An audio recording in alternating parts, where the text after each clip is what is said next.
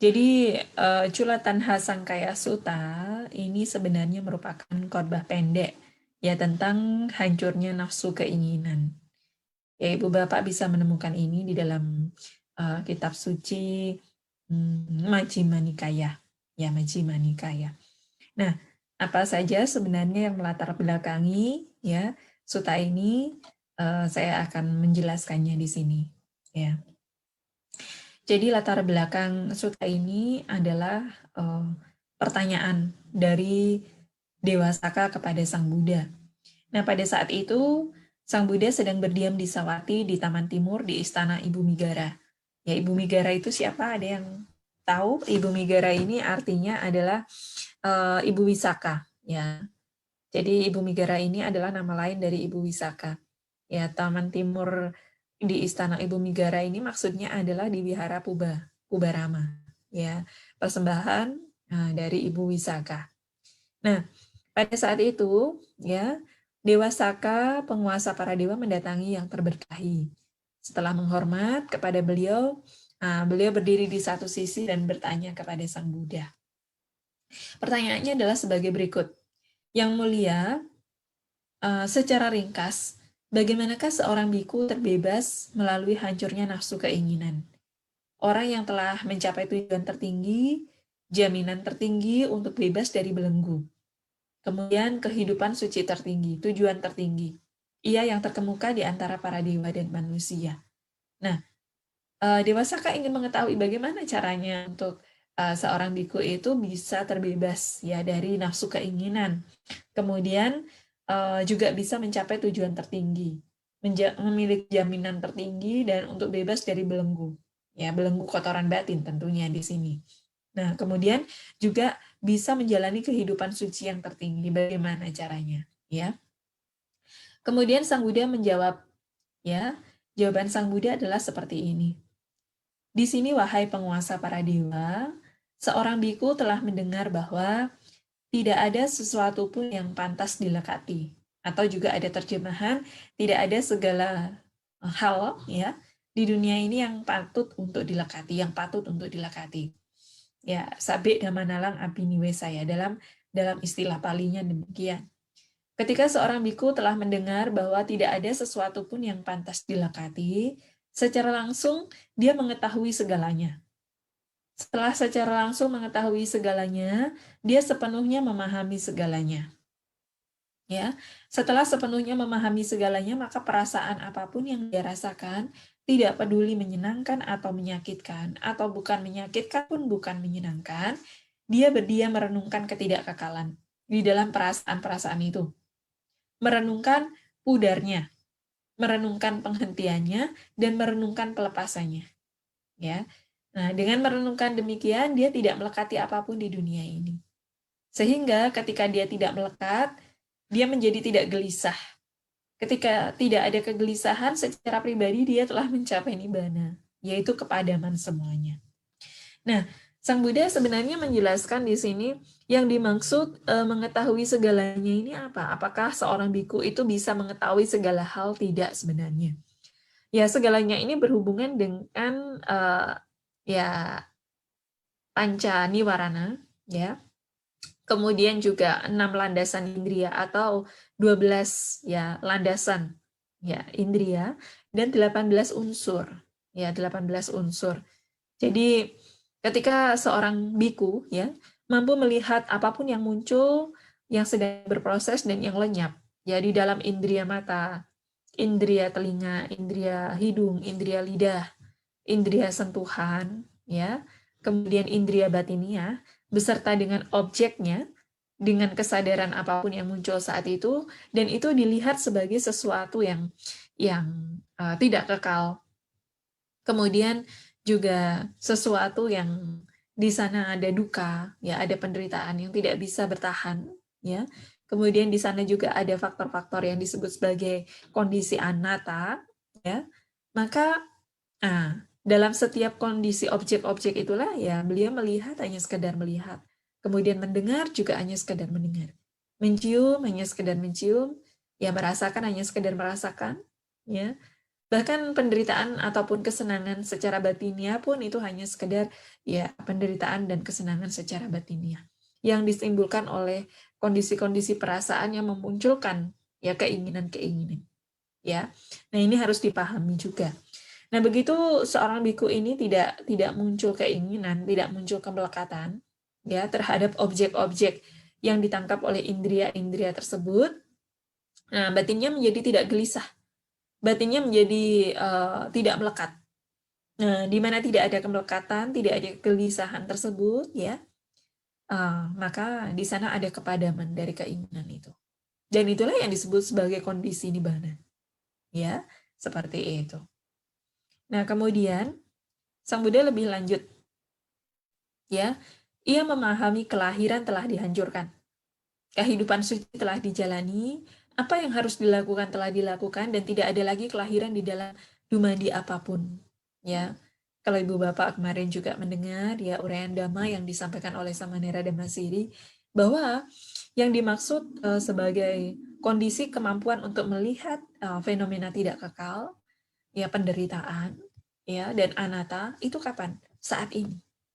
Ya, begitu seseorang telah melihat kondisi itu saat ini melalui indria-indria batiniahnya, ya baik itu mata, telinga, hidung, lidah, ya dalam menyerap objek apapun, ya, dan di sana tidak ada kemunculan, ya kemunculan dari faktor-faktor kemelekatan ataupun perasaan yang menyenangkan ataupun tidak menyenangkan pun itu dianggap sebagai sesuatu fenomena yang tidak kekal seperti itu.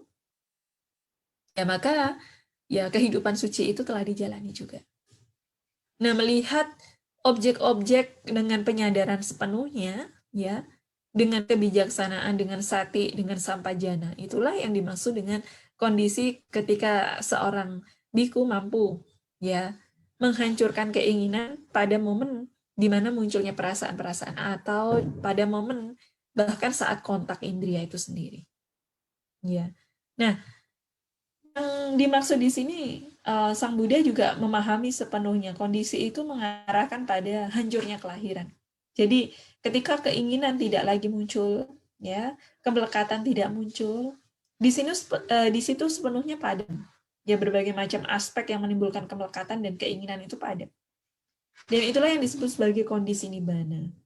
Nah, ketika seseorang mampu mengembangkan itu di dalam batinnya secara terus-menerus, sehingga begitu ada keinginan muncul, dia tidak melihat keinginan itu pun sebagai ketidakkekalan, ya menjadi agen penderitaan, ya, dan juga di sana tiada inti diri, maka yang dimaksudkan kemelekatan pun tidak akan muncul, ya. Nah, di dalam Paticca Samuppada pun, kalau kita telah memahami bahwa dari perasaan, ya maka muncul wedana pacaya tanha, keinginan. Dari keinginan muncul kemelekatan. Nah, di mana ketika seseorang bisa melihat fenomena perasaan, ya ketika indria batiniah kita, indria-indria organ mata, telinga, hidung, lidah ini melihat objek apapun, ya, dan di sana tidak ada timbul kemelekatan, walaupun mungkin ada rasa senang, ada rasa tidak senang ataupun bahkan netral sekalipun, ya bukan tidak senang maupun bukan senang, ya cukup dia mengetahui di dalam fenomena perasaannya ada sesuatu yang tidak kekal, ada sesuatu yang tidak dapat dipertahankan, ya yang menjadi agen penderitaan. Dan dari situ dia tidak melekati lagi perasaannya, tidak melekati apapun yang muncul, baik itu menyenangkan maupun tidak menyenangkan. Sehingga tanha, ya keinginan itu tidak berkembang di dalam dirinya. Maka dikatakan dia telah melihat ya kondisi kepadaman atau nibbana itu sendiri. Ya. Nah, secara ringkas wahai penguasa para dewa, dengan cara demikianlah seseorang telah terbebas melalui hancurnya nafsu keinginan. Orang yang telah mencapai tujuan tertinggi, jaminan tertinggi untuk bebas dari kehidupan suci. Tertinggi serta tujuan tertinggi. Dia menjadi terkemuka di antara para dewa dan manusia. Nah, keinginan inilah yang memang menjadi sumber kemelekatan. Nah, ketika seseorang telah mengetahui bahwa di mana ada sesuatu yang tidak kekal, di mana ada sesuatu yang selalu berubah, di mana ada sesuatu yang mengarahkan pada kondisi penderitaan, ya, itu selalu bermunculan di dalam setiap objek indera, di dalam setiap perasaan, ya. Baik itu perasaan yang menyenangkan ataupun yang tidak menyenangkan, bahkan perasaan netral sekalipun juga ada fenomena ketidakkekalan, ada fenomena penderitaan di sana. Ya, maka orang itu tidak mau lagi melekatinya. Maka orang itu sama sekali tidak tertarik dengan berbagai macam aspek perasaan yang muncul. Ya. Mereka justru melihat ketika perasaan menyenangkan padam, ketika perasaan tidak menyenangkan itu padam, ketika perasaan bukan menyenangkan, bahkan juga bukan tidak menyenangkan itu padam, itu menjadi kondisi kedamaian batin mereka. Dan itulah yang dimaksud oleh Sang Buddha sebagai ya kondisi kehidupan suci yang dikatakan telah dijalani itu. Ya, dalam setiap perhatian kita yang kita kembangkan terhadap indria-indria kita ini, dalam setiap kesadaran yang kita kembangkan dengan kebijaksanaan yang dimunculkan di dalam batin kita, ketika kita kontak dengan apapun, itulah yang dimaksud dengan kehidupan suci. Kehidupan yang bebas dari berbagai macam aspek keinginan. Kehidupan yang bebas dari kemelekatan. Kehidupan yang mengarahkan seseorang itu ya mampu ya tidak membuat kondisi ya api kelahiran kembali. Ya. Dan itu kapan? Sekarang, saat ini. Saat mata kontak dengan bentukan, saat telinga kontak dengan suara, saat hidung mencium aroma, saat lidah mengecap rasa, ya. Saat tubuh jasmani baik yang sifatnya internal maupun eksternal ini ya terkena objek-objek sentuhan secara internal maupun eksternal dengan kondisi apapun. Dan saat batin kita juga ya kontak dengan objek-objek batiniah, baik itu yang menyenangkan maupun tidak menyenangkan, bahkan maupun yang netral. Itu dilihat sebagai sesuatu yang tidak kekal, sebagai agen penderitaan, sebagai sesuatu yang tiada inti diri di sana. Itulah yang dilihat dalam kehidupan suci. Itulah yang perlu dihancurkan untuk tidak timbulnya kemelekatan itu. Dan ketika seseorang mengembangkan perhatian itu di dalam kehidupannya sehari-hari, ya, kehidupannya baik dia menjadi seorang biku ataupun perumah tangga, ya, dia dikatakan sebagai seorang yang unggul, ya, seorang yang unggul, ya, seperti itu.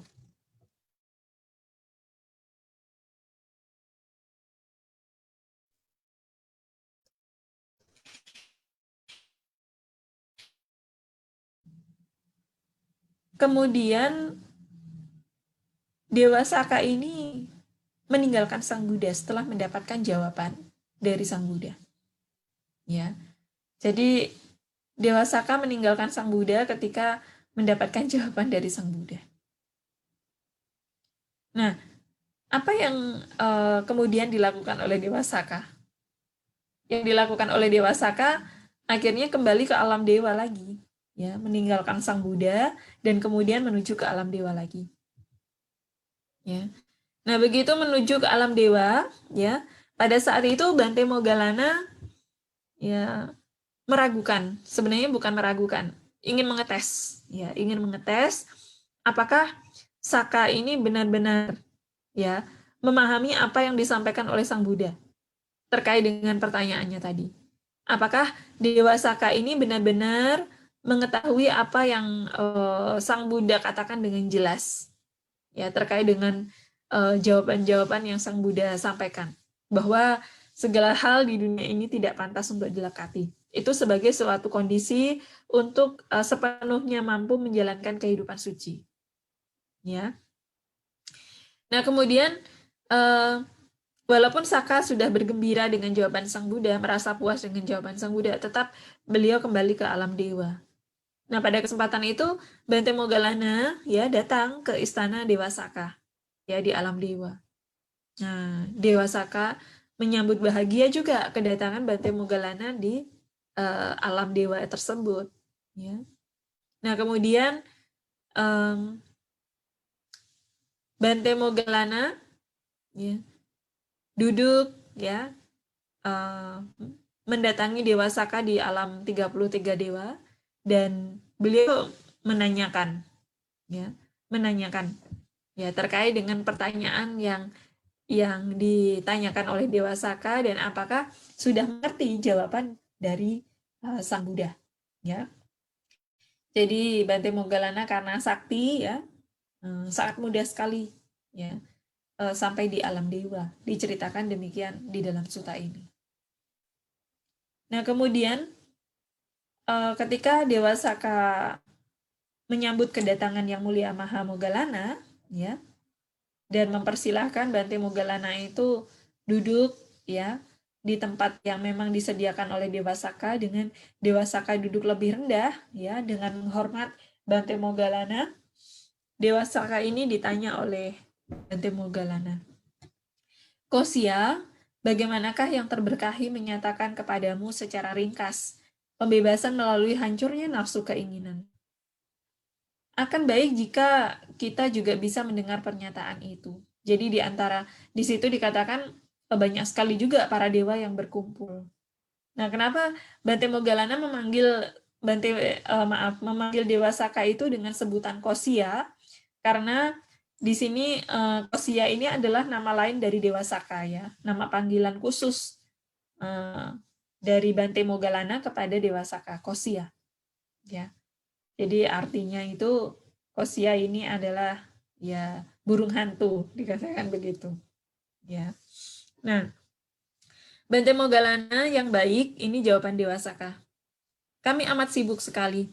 Amat banyak yang harus kami lakukan, tidak hanya urusan kami sendiri, tapi juga urusan para dewa di alam 33 dewa ini. Selain itu, Bante Moggallana yang baik, apa yang didengar dengan baik, dipelajari dengan baik, diperhatikan dengan baik, diingat dengan baik, tidak lenyap secara tiba-tiba. Bante Moggallana yang baik, pernah terjadi ada perang yang pecah antara para dewa dan raksasa. Ya, ini para kaum Asura sebenarnya. Jadi memang diceritakan para dewa itu sering bertengkar dengan para Asura, memperebutkan kekuasaan, memperebutkan daerah-daerah istana ya di alam dewa maupun di alam Asura ya. Nah, di dalam perang itu para dewa menang dan para raksasa kalah. Ketika saya memenangkan perang itu dan kembali dari sana, ya sebagai penakluk, saya menyuruh agar istana Wijayanta dibangun. Jadi istana Wijayanta itu sebenarnya adalah istana para Asura, karena para dewa itu memenangkan sehingga ya para dewa ini ya Dewa Saka ini mengutus istana Wijayanta ini diperbaiki seperti itu. Ya. Nah, ini istana Wijayanta dikuasai oleh Saka.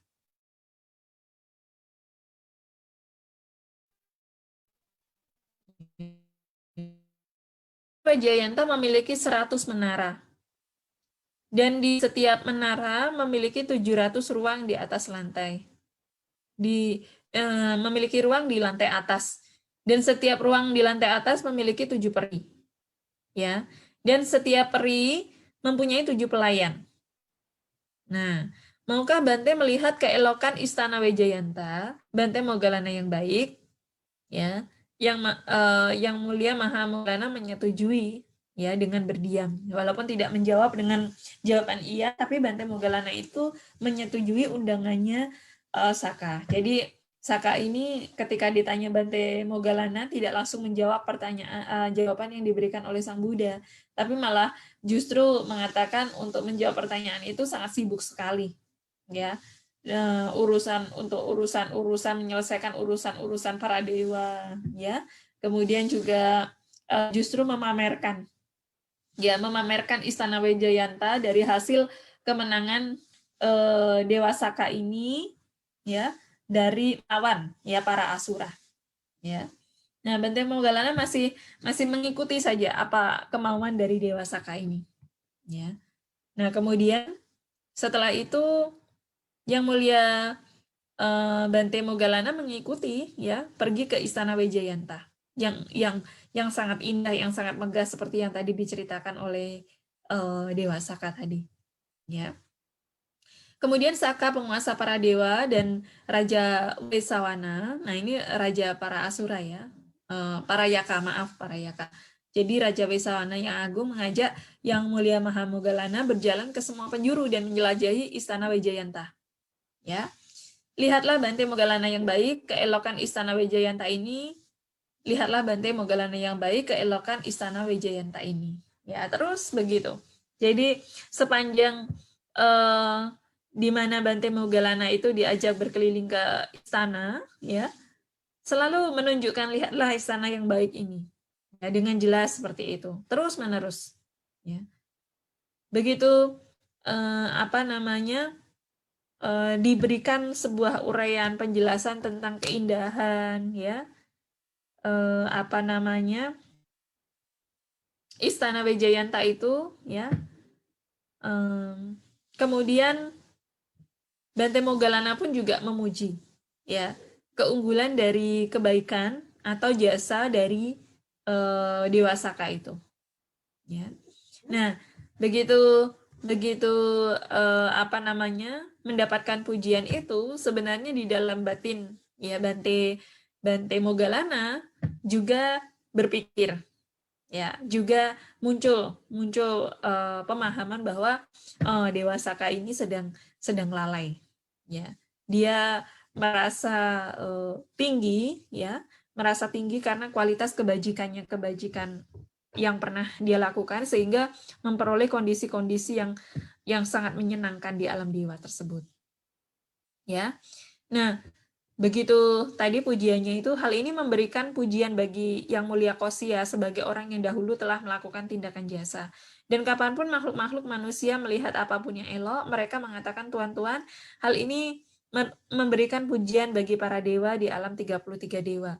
Hal ini memberikan pujian bagi Yang Mulia Kosya sebagai orang yang dahulu telah melakukan tindakan jasa. Jadi sebenarnya ya Dewa Saka itu masih merasakan kemegahan istana dewa di alam 33 dewa tersebut, termasuk juga keindahan alam Wijayanta, ya, istana Wijayanta itu ya dianggap sebagai hasil perbuatan jasa yang pernah dilakukan, ya, ribuan kali kehidupan dari Dewa Saka itu. Nah, tetapi Bante Moggallana ya merasa itu adalah suatu bentuk kelalaian. Ya, begitu orang sombong dengan kualitas kebaikannya dan dia memperoleh kondisi-kondisi kemudahan di alam dewa itu dianggap oleh Bante Moggallana sebagai bentuk kelalaian terhadap dirinya. Ya. Nah, kemudian Yang Mulia Bante Mahamoggallana mempertimbangkan demikian.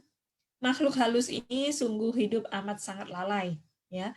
Makhluk halus itu yang dimaksud adalah Dewa Saka. Ya. Jadi bukan selalu makhluk halus yang diartikan dalam terjemahan itu mengarah pada alam peta, ya, bukan begitu.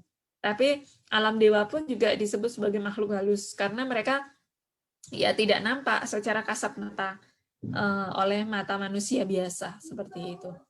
Nah, dikatakan saat lalai kenapa? Karena menganggap dirinya lebih unggul, lebih tinggi dibandingkan karena kualitas-kualitas kebaikannya tadi. Ya. Nah, bagaimana jika saya menggugah rasa kemendesakan di dalam dirinya? Jadi Dewa Saka ini mencoba untuk mengetes kembali, ya. Jadi mengetes kembali Dewa Saka ini sebenarnya takut tidak sih kalau ada perubahan, ya. Padahal tadi sudah dikatakan oleh Sang Buddha bahwa segala sesuatu tidak patut dilekati. Sebenarnya dia mengetahui tidak penjelasannya Sang Buddha. Nah, Bante Moggallana ini ingin mengetes, ya, supaya muncul rasa kemendesakan di dalam diri Dewa Saka itu, ya, dan membuat dirinya tidak lalai terhadap kemudahan-kemudahan ataupun kebahagiaan-kebahagiaan dan kesenangan-kesenangan indrawi yang diperolehnya ketika beliau menjadi Dewa Saka. Ya, seperti itu.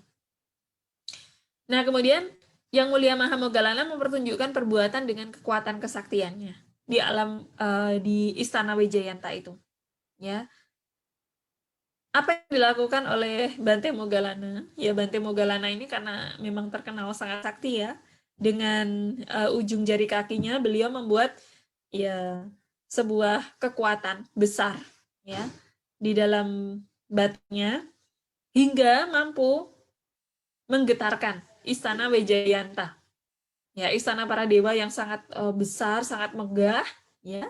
Itu mampu digetarkan oleh apa namanya? Bante Moggallana dengan ujung jari kakinya. Ya.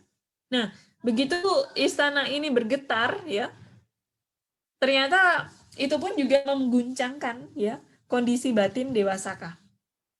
Ya. Jadi begitu istana Wijayanta ini digetarkan oleh Bante Moggallana ya, ternyata itu pun juga menggetarkan ya Dewa Saka. Nah, Saka dan Raja Wesawana serta para dewa merasa amat takjub dan kagum ya terkait dengan kesaktian yang Bante Moggallana lakukan tadi. Ya dengan cara menggetarkan istananya walaupun hanya dengan ujung jari kakinya. Tetapi di luar dari rasa kagumnya, mereka pun juga bergetar, sebenarnya takut ya. Ternyata istana Wijayanta ini dengan mudah bisa dirobohkan, bisa digetarkan oleh Bante Moggallana. Ya. Berarti apapun yang dibangun dengan kemegahan istana sekalipun, dengan kondisi perbuatan jasa apapun, ini pun juga ada ketidakkekalan di sana. Ya. Ada kondisi yang tidak bisa dipertahankan juga di sana. Ya. Nah, pada saat itu para dewa sedang berbincang begitu ya. Jadi merasa kagum, takjub dan mereka mengungkapkan kekagumannya, ketakjubannya itu ya satu sama lain. Ya. Tuan-tuan, hal ini luar biasa. Hal ini sangat menakjubkan. Kekuatan dan kekuasaan macam apa yang dimiliki petapa itu? Ya, petapa itu yang dimaksud di sini adalah Bante Moggallana. Sehingga dengan ujung jari kakinya, beliau mampu membuat bagian surgawi ini terguncang dan bergetar, serta gemetar. Nah, ketika yang mulia Bante Maha Moggallana mengetahui bahwa Dewa Saka, ya penguasa para dewa, tergugah oleh rasa kemendesakan, dengan bulu kuduknya berdiri, beliau bertanya kepada Saka. Kembali, ya, Bante Moggallana bertanya ya kepada Dewa Saka. Ditanyakan untuk kedua kalinya pertanyaan yang sama.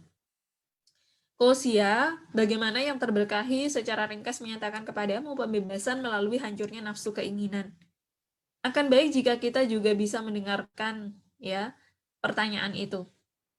Ya, jadi Dewa Saka ini diminta untuk menjawab ya pertanyaan Bante Moggallana ini ya terkait dengan jawaban Sang Buddha sebenarnya supaya para dewa yang di sana pun juga mendengar jawaban yang diberikan oleh Sang Buddha dari Dewa Saka.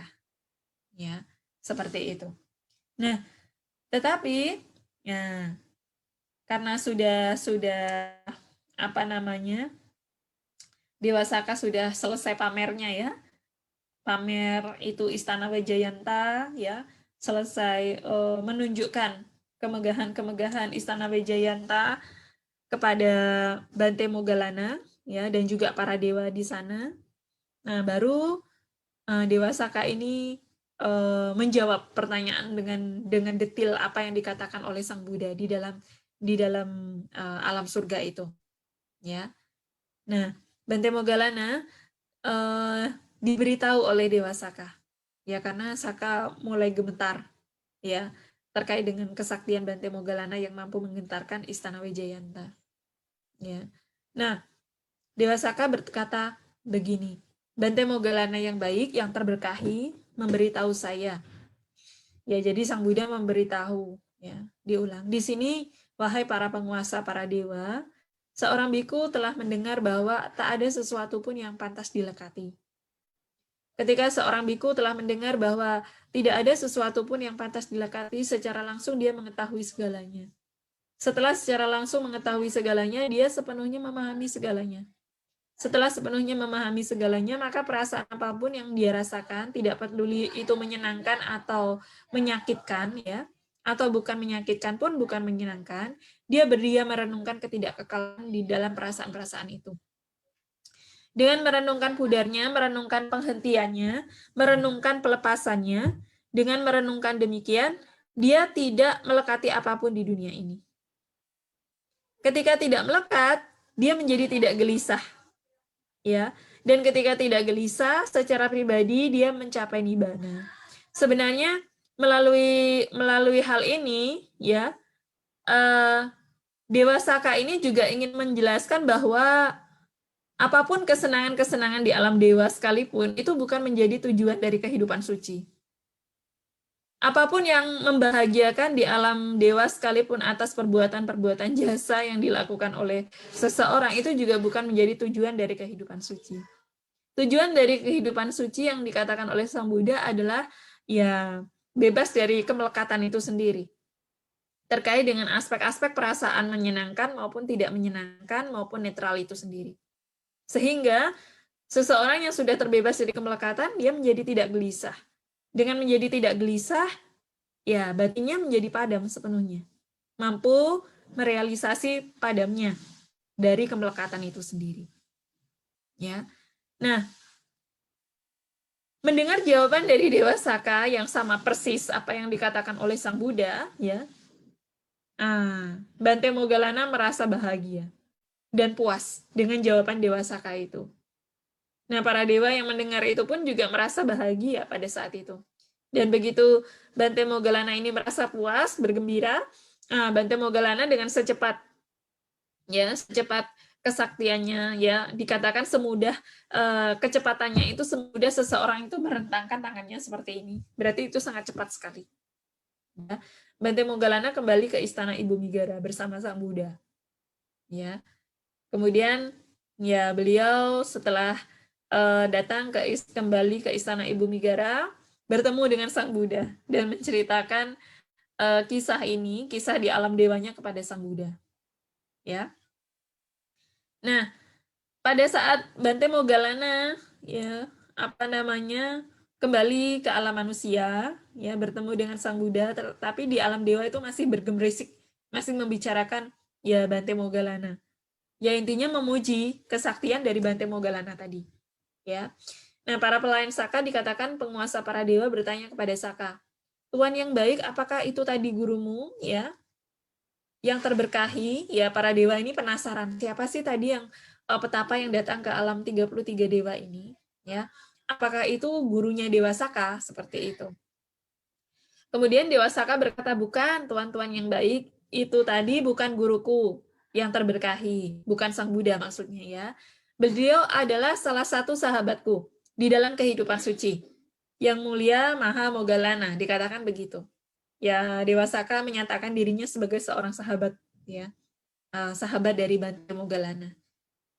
Tuan yang baik, merupakan suatu keuntungan bagimu bahwa sahabatmu di dalam kehidupan suci memiliki kekuatan dan kekuasaan sedemikian rupa. Ya, betapa gurumu yang terberkahi jauh lebih hebat daripada itu. Nah, para dewa itu memuji ya kesaktian, kekuatan Bante Moggallana. Ya, termasuk juga memuji karena menjadi sahabat dari ya Dewa Saka ini. Ya, mereka berpikir kalau muridnya saja seperti ini, berarti gurunya lebih hebat lagi, seperti itu. Jadi Sang Buddha lebih hebat lagi. Itu pujian para dewa. Ya, jadi ketika ditinggalkan Bante Moggallana itu masih berbincang-bincang juga, seperti halnya misalkan kita di sini kalau di alam manusia ya tertarik dengan sosok tertentu, kemudian ketika orang tersebut sudah pergi kita masih membicarakannya, seperti itu. Nah, di alam dewa pun juga sama, mereka ingin tahu siapa tuh tadi petapa yang datang ke sini, begitu. Ya, itu adalah cerita di alam dewa, ya. Nah, kemudian bagaimana ya kondisi di Taman Ibu Migara, ya. Bante Moggallana bertemu dengan Sang Buddha, ya. Kemudian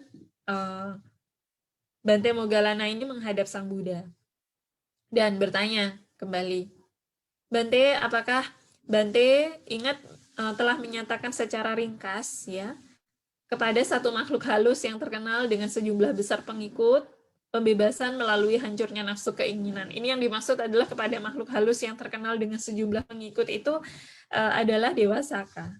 Ya, pengikutnya ya para dewa yang ada di alam 33 dewa. Aku memang ingat telah melakukan hal itu Moggallana, ya Sang Buddha menjawab seperti itu. Di sini Saka penguasa para dewa telah datang kepadaku, Sang Buddha mengatakan itu. Dan setelah memberi hormat kepadaku, dia berdiri di satu sisi dan bertanya, Yang Mulia Bante, secara ringkas bagaimanakah seorang biku terbebas melalui hancurnya nafsu keserakahan?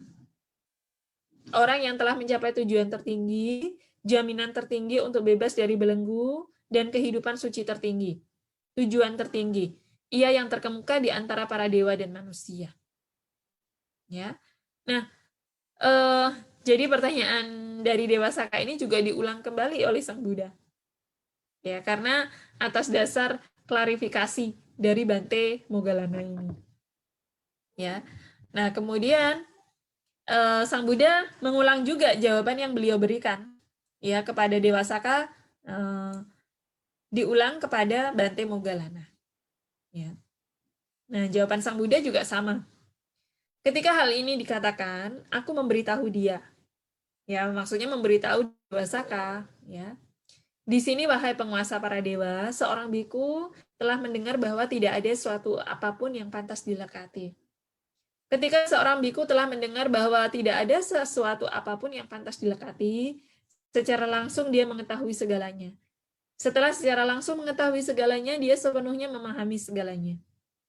Setelah sepenuhnya memahami segalanya, maka perasaan apapun yang dia rasakan, tidak peduli menyenangkan atau menyakitkan, atau bukan menyakitkan pun bukan menyenangkan, dia berdiam merenungkan ketidakkekalan di dalam perasaannya.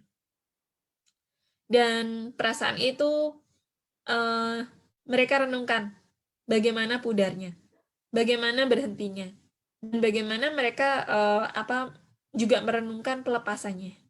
Ya. Nah, dengan merenungkan demikian, dia tidak melekati apapun di dunia ini. Jadi, kesenangan dan ketidaksenangan itu merupakan sesuatu fenomena yang juga tidak selamanya bertahan. Ya, tidak kekal juga.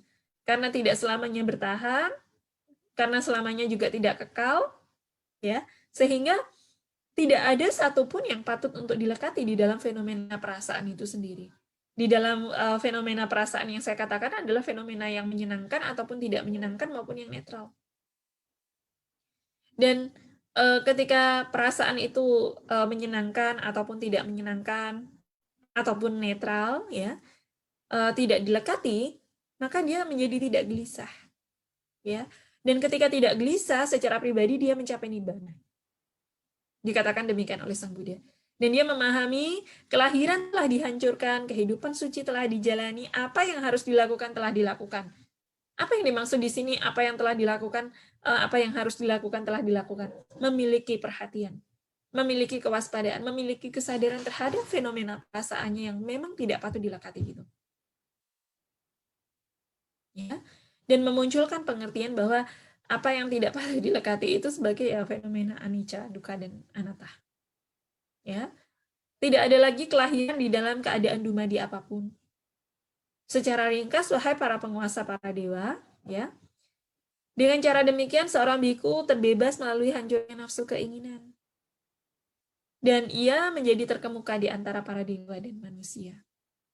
Demikianlah aku ingat telah menyatakan secara ringkas kepada Saka, penguasa para dewa, pembebasan melalui hancurnya nafsu keinginan. Ya, ini adalah ringkasan dari Cula Tanha Sankaya Sutta. Ya. Nah, Sang Buddha menyatakan bahwa segalanya yang dimaksud sebagai sabe dhamma, ya, segalanya sabe dhamma adalah 5 kelompok kehidupan. Ya. Pancakanda. Ya, pancakanda, 5 kelompok kehidupan. Ya, jasmani, ya perasaan, ya wedana, sanya, pencerapan ataupun ingatan, ya. Kemudian rupa, wedana, sanya, sangkara, bentukan-bentukan pikiran itu pun, ya. Dan yang terakhir adalah winyana, ya. Pengetahuan itu pun juga tidak kekal. Ya. Dan 12 landasan indria. 12 landasan indria itu apa? Ya, indria mata, indria telinga, indria lidah, ya, termasuk objek-objeknya. Ya. Itu yang dimaksud sebagai 12 landasan indria. Jadi karena ada organ, ada indria mata, ya. Kemudian ada landasan objek yang dijadikan sentuhan indria itu pun juga bersifat tidak kekal, direnungkan sebagai sesuatu yang tidak kekal, direnungkan sebagai sesuatu yang tidak dapat dipertahankan dan agen penderitaan. Ya, seperti itu. Nah, kemudian 18 elemen. Ini ditambah dengan kondisi ya penyadaran. Jadi dari 12 tadi ditambah dengan winyana. Ya, bagian-bagian dari setiap indria mata, kontak dengan benda, ada caku winyana. Ya. Mano datu, ya, dhamma datu, mano winyana datu. Ya, pikiran, ya, kontak dengan objek-objek batiniah, kemudian ada pengetahuan, itu yang dimaksud 18 elemen. Ya, 18 unsur. Dan hal-hal inilah yang tidak pantas dilekati. Jadi 5 kelompok kehidupan inilah yang tidak pantas dilekati. Perasaan, ya, ingatan, pencerapan, ini tidak patut dilekati. Jasmani pun juga tidak patut dilekati. Ya, materi apapun, sekecil apapun tidak patut dilekati. Nah, kemudian termasuk juga bentukan-bentukan batiniah kita ini pun juga tidak patut dilekati. Kemudian juga sangkara, ya, winyana, bahkan ya segala bentuk kesadaran yang terus mengalir ini pun juga tidak patut dilekati. Nah, hal-hal inilah yang tidak pantas dilekati melalui nafsu, keinginan, dan pandangan-pandangan. Ya, jadi kemelekatan terhadap 3 kelompok ini, yang dimaksud 5 kelompok kehidupan, 12 landasan, dan 18 elemen ini tidak patut dilekati melalui nafsu, keinginan, dan pandangan-pandangan. Ya, jadi kalau kita masih memiliki konsep-konsep tertentu terhadap 5 kelompok kehidupan dipandang sebagai kekal, ya, dipandang sebagai sesuatu yang menyenangkan, dipandang sebagai diri, ya, pada kenyataannya, sesuai dengan kebenarannya, ya ternyata hal itu tidak kekal. Ternyata hal itu membawa pada penderitaan. Ternyata hal itu ya merupakan bagian yang tiada inti diri di sana. Itu yang dimaksud dengan pandangan-pandangan. Ya. Tidak patut untuk bisa dikatakan itu sebagai sesuatu yang patut diingini, patut dilekati. Ya. Baik itu dengan keinginan maupun dengan pandangan-pandangan. Nah, inilah yang dimaksud dengan segalanya yang dimaksud oleh Sang Buddha. Mengetahui segalanya. Sabe dhamma. Ya, sabe dhamma. Ya, kalau ini sering-sering direnungkan oleh ibu bapak, saudara-saudari, ya dalam praktik kehidupan sehari-hari, sangat bagus sekali. Sangat baik sekali. Ya, jadi kehidupan suci ini bukan hanya manifestasi kehidupan dari para petapa, tapi juga para perumah tangga yang telah mengembangkan praktik di dalam kehidupannya sehari-hari akan mengarahkan ya pada kepadaman juga. Begitu lenyapnya kemelekatan ya terhadap objek apapun yang ditimbulkan kontak indria kita terhadap benda atau objek indria ya maupun yang bukan benda, yaitu akan mengkondisikan seseorang bisa terbebas dari kemelekatan itu sendiri. Dengan terbebas dari kemelekatan, apa yang terjadi? Ya bebas dari kegelisahan.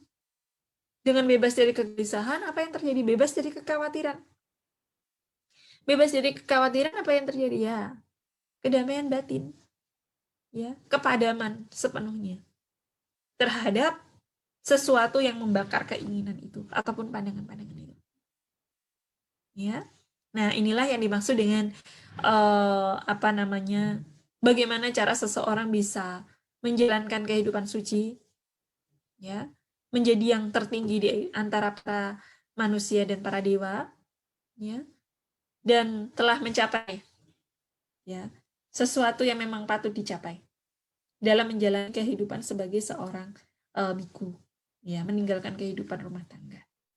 Nah, ini adalah pesan singkat Sang Buddha di dalam Culatanha Sangkaya Sutta, di mana ketika seseorang ya ingin berusaha merealisasi nibbana itu sendiri, ya patut sering-sering mempraktikkan ini di dalam kehidupannya. Nah, itu yang bisa saya sampaikan di dalam khotbah Culatanha Sangkaya Sutta, khotbah pendek yang sangat syarat pesan makna mendalam untuk kita semua. Jika ada pertanyaan, saya kembalikan lagi kepada moderator untuk memberikan kesempatan terkait dengan tanya jawabnya. Terima kasih.